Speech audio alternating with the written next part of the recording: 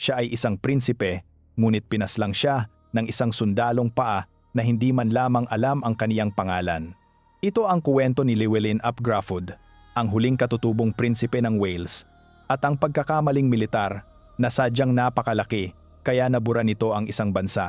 Ang nakamamatay na maling kalkulasyon ay naganap sa isang maliit na tulay at nagsimula ito sa isang solong, krusyal na kasinungalingan. Ang mga bundok ng Snowdonia ay tahimik, ngunit ang mga lambak ay nagbabaga.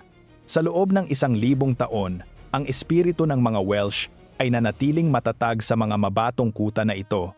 Subalit ngayon, ang anino ng isang dambuhala at bagong kapangyarihan ay papalapit na. Ito ang kuwento ng imposibleng sugal ng huling katutubong prinsipe ng Wales at ang 3 desperadong milya na nagpabagsak sa isang sinaunang bansa. Ang lalaking humawak ng pinakaningning at mapanghamong titulo sa Britain ay si Llywelyn ap Gruffudd. Siya ang prinsipe ng Wales, isang titulong napanalunan hindi lamang sa pamamagitan ng dugo, kundi sa pamamagitan ng politikal na katalinuhan at lakas militar, isang titulong kinilala mismo ng korona ng England. Siya ang huli sa linya ng mga sinaunang hari na lumaban sa mga Saxon, sa mga Norman, at sa bawat mananakop na nangahas tumawid sa hangganan. Dala niya ang mabigat na balabal ng mga siglo ng pagsuway ng mga Welsh na nagbibigay katawan sa pangarap ng isang malayang bansa, isang pagsuway na nagmula pa sa pag-alis ng mga lehiyong Romano at ang pag-usbong ng mga katutubong mandirigmang Celtic. Ang kaniyang mismong pangalan, Llywelyn, ay isang pangakong ibinubulong mula sa bawat taluktok at lambak, isang pangako ng soberanya. Ngunit pagsapit ng malungkot na taon ng ating Panginoon na 1282, ang titulong iyon ay isa na lamang bulong sa hangin, isang alaala laban sa malakas na bugso ng pananakop ng mga Ingles. Ang bigat ng kasaysayan, na dati ay kaniyang baluti, ay naging kaniyang sapot na pamburol. Ang bagyo ay may pangalan, Edward ang Una. Si Edward ay hindi lamang isang hari, siya ay isang higante ng organisasyon, isang arkitekto ng militar, at isang estadista na may nakatatakot na kahusayan, na kilala sa kasaysayan bilang ang Bakal na Hari. Ang pilosopiya ng digmaan ni Edward ay hindi tungkol sa mga romantikong pagkubkob at maginoong tunggalian. Ito ay isang malamig at kalkuladong pagsasanay sa ekonomikong at militar na paglipol. Ang kaniyang mga hukbo ay disiplinado, ang kaniyang mga yaman ay walang hanggan, at ang kaniyang ambisyon ay ganap. Ang tingin niya kay Llywelyn ay hindi bilang isang kapantay na prinsipe, kundi bilang isang mapanganib at mapanghimagsik na basalyo, isang huling balakid sa kumpleto at nagkakaisang dominasyon sa isla ng Britain. Ang pananaw ni Edward ay isang solong korona, isang solong batas, mula sa hangganan ng Scotland hanggang sa dagat Irish. Ang pamamaraan ni Edward ay hindi lamang sa pamamagitan ng dahas, kundi sa pamamagitan ng pagsakal. Naunawaan niya na ang mga bundok ng granite ng Gwynedd, ang sentro ng kapangyarihan ni Llywelyn, ay hindi makukuha sa simpleng pagsugod lamang. Kailangan silang gutumin hanggang sa sumuko. Dahil dito, nagbuhos siya ng napakalaking halaga, katumbas ng maraming taon ng kita ng hari ng England sa isang malawak na kampanya ng infrastruktura. Pinalibutan niya ang mga natitirang lupain ng mga Welsh, ng mga dambuhala at modernong kastilyo. Bawat isa ay isang monumento ng dayuhang dominasyon na pumuputol sa mga krusyal na linya ng supply at walang tigil na nanggigipit sa mga kuta sa bundok. Ang mga ito ay hindi lamang mga kuta noong gitnang panahon. Ang mga ito ay mga modernong base militar na itinayo upang ipakita ang kapangyarihan ng mga Ingles sa mismong pundasyon ng Wales. Ang pinakahuling pag-aalsa ng mga Welsh ay pinaningas ng nakababatang kapatid ni Llywelyn na si Dafydd, isang gawa ng desperadong poot. Si Llywelyn, sa pagkaunawa na ang laban ay hindi na maiiwasan, ay tinanggap ang hamon, sa kaalamang ito na ang magiging huling paninindigan. Ang huling digmaang ito ay naiiba dahil ang commitment ni Edward ay buo. Tinipon niya ang lakas ng kaniyang buong kaharian, libu-libong sundalo, mga inhinyero at mga karwahe ng supply. Ang posisyon ni Llywelyn ay mabilis na naging hindi mapapanindigan. Ang kaniyang mga teritoryo ay lumiliit araw-araw. Ang kaniyang mga alyado ay nagkawatak-watak o nadurog dahil sa laki ng pagsalakay ng mga Ingles, at ang dati ay hindi mapasok na sentro ng bundok ng Gwynedd ay dahan-dahang nagiging mga hiwalay na bulsa ng paglaban. Ang mga puwersa ni Edward, na pinamumunuan ng kaniyang mga pinakabihasang commander, ay sistematikong pinuputol ang supply ng pagkain ng Wales. Si Llywelyn, isang pragmatikong estratehiya pati na rin isang masugid na makabayan, ay tumitig sa isang mapa na hindi nag-aalok sa kaniya ng mga solusyon sa hilaga. Ang bawat daanan ay hinarangan, ang bawat daungan ay sinelyuhan. Kung mananatili siya, mako-corner lamang siya at gugutumin hanggang sumuko. Ang kaniyang pagsuko ay magiging isang nakahihiyang huling yugto. Kailangan niyang basagin ang pagsakal ng mga Ingles. At upang magawa iyon, kailangan niyang kumuha ng isang panganib na tila kabaliwan na. Ginawa niya ang mahalaga at kalunos-lunos na desisyon na iwanan ang relatibong kaligtasan ng kaniyang kuta sa bundok at ang kaniyang asawang nagdadalang tao, si Eleanor, para sa isang huling, desperadong hakbang. Ang kaniyang mga tapat na tauhan ay tumingin sa timog, kung saan pinlano ni Llywelyn ang kaniyang huling, walang ingat na sugal, isang mataas na panganib na operasyong militar at politikal sa gitna ng pagalit at hindi tiyak na sentro ng Mid-Wales. Ang layunin ay hindi upang manalo sa isang nakatakdang labanan laban sa pangunahing hukbo ni Edward na magiging isang pagpapakamatay laban sa mabibigat na kabalyerya ng Ingles at malalaking puwersa ng mga mamamana. Ang layunin ay magpasiklab ng isang bago at mas malawak na labanan. Intensyon ni Llywelyn na gamitin ang kaniyang presensya bilang isang pang-akit sa kidlat upang bigyang inspirasyon ang mga hindi nasisiyahang Panginoong Welsh sa timog, partikular na ang mga nasa pawis na tapat lamang sa pangalan kay Edward.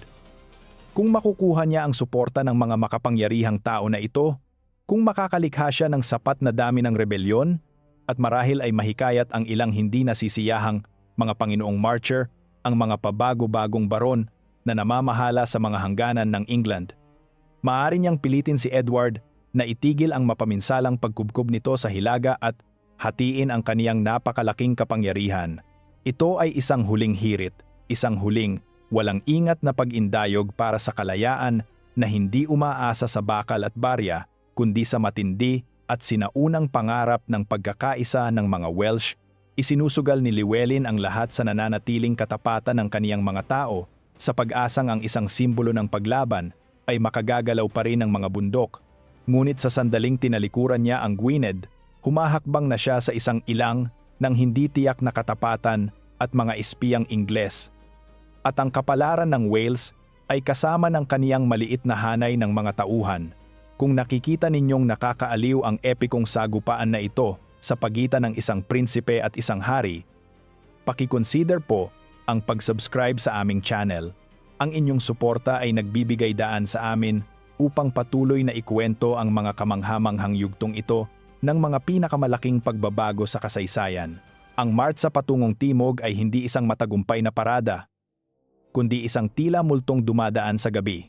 Ang kasamang puwersa ni Llywelyn ay maliit, isang mahigpit at matatag na core ng kaniyang mga pinagkakatiwalaang tauhan, mga lalaking ang katapatan ay hinubog sa apoy ng hindi mabilang na sagupaan, mga lalaking alam na malamang ay nagmamartsa sila patungo sa kanilang kapahamakan ngunit susunod sa kanilang prinsipe sa kailaliman. Dumaan sila sa mga teritoryo na magulo ang politika sa pinakamaganda ng sitwasyon. Ang mga ito ay hindi ang tapat na kabundukan ng Gwynedd. Ang mga ito ay ang mga Marcher Zone, mga watak-watak na lupain kung saan ang mga Panginoong Welsh ay sumuko na kay Edward o kung saan ang mga alyansa ay nagbabago kasabay ng hangin at ang agarang takot sa isang mas malakas na hukbo. Bawat bayan na kanilang nadadaanan, bawat Panginoon na kanilang nilalapitan, ay nangangahulugan ng panganib ng pagtataksil. Ang prinsipe ng Wales, na dapat sana ay nag-uutos ng katapatan ng lupain, ay isa na ngayong takas sa kaniyang sariling bansa na patuloy na sinusubaybayan ng matalas at hindi nakikitang sapot ng intelihensya ng mga Ingles. Ang plano ni Llywelyn ay nakabatay sa premise na ang politikal na kalagayan ay hindi matatag, isang tela ng sama ng loob na handa ng mapunit. Inaasahan niya na ang likas na malalim na galit laban sa mahigpit na pamumuno ni Edward at ang mga mapang-aping Kastilyo ay hihigit sa agarang takot sa kaniyang kapangyarihan. Hinanap niya ang rehiyon sa paligid ng Builth Wells sa kasalukuyang Powys, isang mahalagang estratehikong punto sa gitnang Wales kung saan ang heograpiya ay napakahalaga. Ang pagtatagpo ng mga ilog ay nasa isang krusyal na tawiran, isang lugar kung saan ang isang maliit at maayos na nakapuwestong puwersa ay makokontrol ang paggalaw at magsisilbing anchor para sa isang potensyal na pag-aalsa. Kailangan ni Llewellyn na maging sapat na nakikita upang maging tanglaw ng rebelyon, ngunit sapat na ligtas upang isagawa ang kaniyang maseselang at kinakailangang lihim na negosasyong politikal sa mga nag-aalangang lokal na maharlika, ngunit ang mga Panginoong Marcher, ang mga Ingles na bantay sa hangganan, ay hindi natutulog. Sila ay mga propesyonal na hinasa ng mga dekada ng pakikidigma sa hangganan. Pangunahin sa kanila ay si Edmund Mortimer, isang makapangyarihan at walang awang baron na ang mga lupain ay direktang nasa landas ni Llewellyn. Si Mortimer ay lubos na mulat sa biglaan at walang ingat na presensya ng prinsipe at sistematikong ginagalaw ang kaniyang mga puwersa upang harapin ang banta bago pa ito magliyab. Inatasan niya ang kaniyang kapitan na si John Giffard, isang bihasa at tuso na commander sa larangan na buntutan ang mga Welsh. Tinitiyak na si Llewellyn ay hindi makakahanap ng ligtas na base at ang anumang pagpupulong ng mga Panginoong Welsh ay agad na madudurog. Ang mga tauhan ni Giffard ay magaan, mabilis at lokal na ginagamit ang mismong lupain na inaasahan ni Llewellyn laban sa kaniya. Ang tensyon sa naratibo ay ramdam na ramdam. Umaasa si Llewellyn ng suportang politikal. Ngunit ang ibinibigay sa kaniya ay isang mahusay na naisakatuparang bitag militar. Ang hangin ay makapal sa mga bulong ng posibleng pagtataksil at hinala. Ang tagumpay ng operasyon ng mga Ingles ay hindi lamang militar, ito ay politikal. Isang mahalagang lokal na maharlika na ang eksaktong pagkakakilanlan ay nakalimutan na ng kasaysayan, ngunit ang desisyon ay nagpako sa kapalaran ng prinsipe, ang maaaring nagbigay sa mga Ingles ng eksaktong lokasyon at estratehiya ni Llewellyn. Kung ito man ay sinadya, malamig na pagtataksil para sa ginto at lupa, o isang kakilakilabot na pagpili na ginawa sa ilalim ng panggigipit, ang epekto ay pareho. Alam ng mga Ingles ng eksakto kung nasaan si Llewellyn at, ang krusyal, na siya ay hiwalay sa kaniyang pangunahing teritoryong pandepensa. At alam nila na ang kahinaan ni Llewellyn ay hindi ang kaniyang hukbo. Ito ay ang isa sa mga lalaking sumasakay mismo sa tabi niya. Habang papalapit ang matinding lamig ng Disyembre, si Llewellyn at ang kaniyang lumiliit na puwersa ay nanirahan malapit sa ilog Irfon, kung minsan ay tinatawag na Irvon, naghihintay para sa ipinangakong pagkikita sa kaniyang mga alyado sa timog. Ang lupain ay malupit at hindi mapagpatawad, na nag-aalok ng pansamantalang pagkukubli ngunit nagpapahirap din sa mabilis na paggalaw. Si Llewellyn ay nakahiwalay, lantad, at isinusugal ang lahat sa isang pangako ng suporta na dahan-dahan at tahimik na sinisira ng takot sa kapangyarihan ni Edward. Siya ay isang tanglaw ng pagsuway na inilagay sa pinaka-vulnerableng posisyon na posible, naghihintay para sa isang senyales na hindi kailanman darating. Ang bitag ay nakahanda na, ang lambat ay pasara na, at ang prinsipe ay malapit ng lumakad sa huling yugto ng 1,000 taon na dula ng kaniyang bansa. Ang umaga ng Disyembre 11, 1282, ay sumapit sa mga burol malapit sa Builth, na may ginaw na kasing bigat ng atmosfera. Ito ay isang araw ng dambuhala at kalunos-lunos na maling kalkulasyon, isa na hihimayin ng mga historiador sa loob ng maraming siglo. Ang ilang mga ulat ay nagsasalita tungkol sa tahimik na pagbagsak ng niyebe, ang iba naman ay tungkol sa isang mapait at humahagupit na sleet na nagpapalabo sa tanawin. Anuman ang panahon, si Llewellyn, sa pangangailangang tapusin ang mga detalye ng isang politikal na kumperensya o marahil ay manmanan ang huling paglapit ng mga puwersang Ingles, ay gumawa ng isang nakamamatay na desisyon. Inihiwalay niya ang kaniyang sarili mula sa kaniyang pangunahing pangkat ng mga Welsh na infantry. Iniwan niya ang kaniyang mga tauhan marahil kasing dami ng 2,000 matitibay na mandirigma na nakaposisyon sa isang malakas at pandepensang puwesto sa isang panig ng ilog Irfon, partikular na malapit sa mahalagang tawiran na kilala bilang tulay ng Orewin. Ang pagtawid sa tulay mismo ay makitid, madaling ipagtanggol, at bahagyang sinira ng mga Welsh upang mapalaki ang taktikal na bentahe nito. Si Llywelyn mismo ay umalis kasama ang isang napakaliit na personal na bodyguard patungo sa isang malapit na coppice, isang maliit na bahagi ng kakahuyan, upang isagawa ang kaniyang maseselang gawain. Umasa siya sa ganap na katiyakan na ang kaniyang pangunahing puwersa sa tulay ay mapipigilan ang anumang agarang banta ng Ingles na nagbibigay sa kaniya ng oras upang makabalik. Siya ay kalunos-lunos na nagkamali. Ang mga puwersang Ingles na pinamumunuan ng matalinong si Giffard ay masusing sinusubaybayan siya at dumating sa lugar ng umagang iyon. Natagpuan nila ang mga tauhan ng prinsipe sa mismong lugar na kanilang inaasahan. Maayos na nakaposisyon sa tawiran ng tulay. Ang isang frontal na pagsalakay ay magiging magastos at mabagal na uubos sa mga puwersa ni Giffard sa isang magastos na bottleneck noong gitnang panahon. Ngunit ang mga Ingles ay may lokal na kaalaman na halos tiyak na ibinigay ng traidor na lokal na impormante.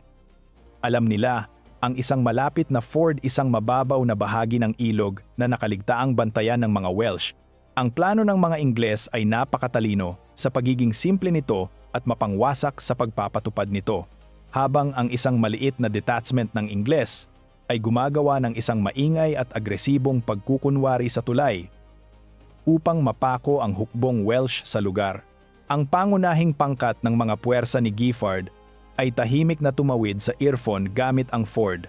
Ang maniobrang ito ay mabilis, mapagpasya at ganap na mapangwasak. Ang puwersang Welsh na nakatuon ng buo sa ingay at hidwaan sa tulay, sa paniniwalang ang atake ay nakatuon lamang sa harap, ay ganap na na-flank. Ngayon, sila ay naputol na sa kanilang prinsipe at nahaharap sa isang atake mula sa isang hindi inaasahang panig. Ang labanan ay mabilis na naging isang pagkatalo. Ang mga Welsh ay lumaban ng may desperadong katapangan ng mga taong na-corner, ngunit sila ay nadaig ng organisadong mga mamamana at mga men-at-arms ng Ingles. Hinawakan ng mga tagapagtanggol na Welsh ang tulay, ngunit hindi interesado si Giffard sa tulay.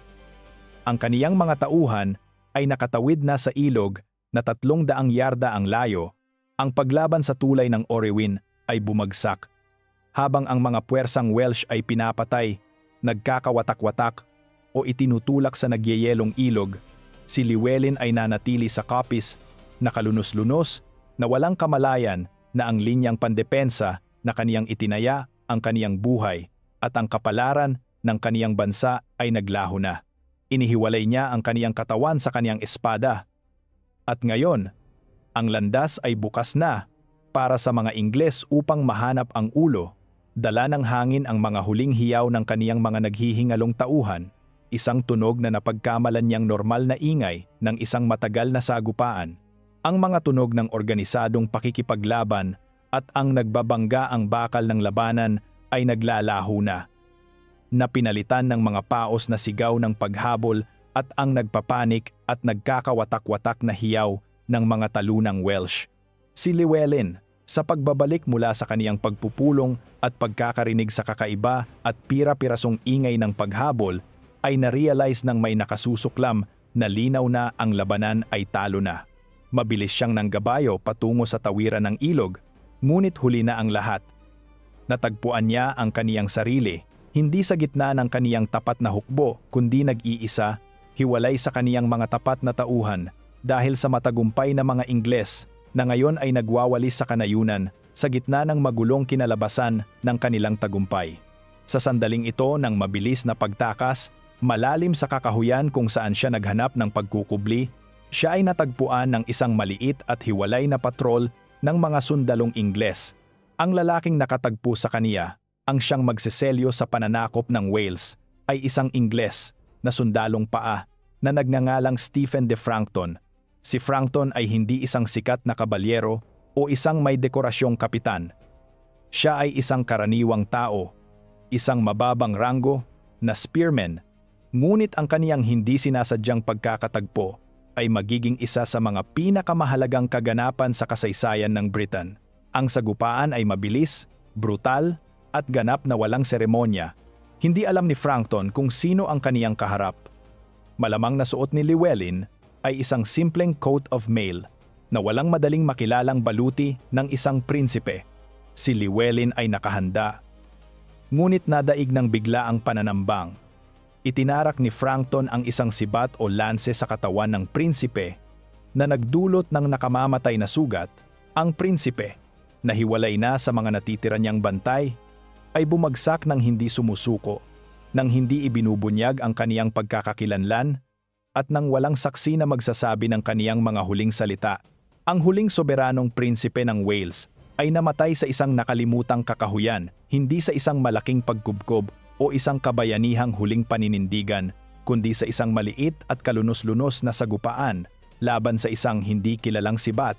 Nasa lupa na siya, sugatan at nag-iisa, lumalaban sa isang lalaking ang tingin sa kaniya ay isa lamang rebelde. Ang sundalong Ingles, si Stephen de Frankton, ay malapit nang gumawa ng isang pagpaslang na magpapabago sa kasaysayan. Gayunpaman, wala siyang ideya kung sino ang kaniyang tinitingnan. Iniwan ng patrol ni Frankton ang katawan sa parang at ipinagpatuloy ang kanilang pagwawalis sa lugar. Marahil ay may balak na bumalik mamaya upang kolektahin ang kanilang mga nadambong. Gayunpaman, isa sa mga sundalong Ingles ang bumalik sandali pagkatapos niyon. Sa paghuhubad ng baluti mula sa katawan, natuklasan nila ang isang dekoradong bagay na agad na nagpabago sa kalikasan ng buong digmaan. Isang signet ring na may nakaukit na coat of arms ng prinsipe ng Wales. Ang pagkatuklas na iyon ay tiyak na isang nakapangingilabot at nakagugulantang na gulat. Ang hindi kilalang opisyal na Welsh na kanilang napatay ay ang prinsipeng Welsh. Ang realisasyon ay dumaloy sa kampo ng mga Ingles na parang isang tidal wave. Ang pagkamatay ni Llywelyn ay nakumpirma na. Ang dakilang rebelyon ay napugutan na ng ulo. Ang balita ng sakuna ay mabilis na naglakbay pabalik sa mga nagkakawatak-watak na puwersang Welsh na ginawang ganap na pagbagsak ang desperasyon. Ang hukbong minartsa niya patungong timog upang iligtas ay wala na ngayong pinuno. Ang kanilang pag-asa ay naglaho sa isang sandali ng malamig na bakal. Mabilis na kumilos ang mga commander na Ingles. Ang katawan ay opisyal na kinilala at ang ulo ng huling prinsipe ay pinugot. Nakatakda para sa isang paglalakbay na magpapabago sa isang sagupaan ng militar tungo sa isang malalim na gawa ng propaganda ng Estado.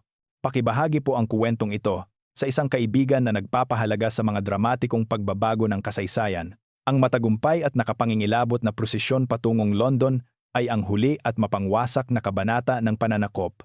Si Edward ang una, ang bakal na hari, ay tinanggap ang balita at ang madugong tropeyo ng may malamig na kasiyahan. Ang ulo ni Llywelyn ap Gruffudd ay ipinarada sa mga kalye ng London at pagkatapos, sa isang sukdulang gawa ng politikal at psikolohikal na pakikidigma, ay inilagay sa ibabaw ng mga pader ng Tower of London.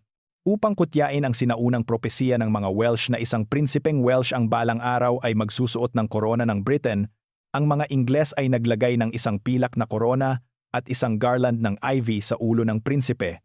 Ito ay isang malinaw at hindi malaspasht na mensaheng ibinalita sa buong kontinente. Ang independiyenteng soberanya ng Wales ay opisyal, brutal, at permanenteng tapos na.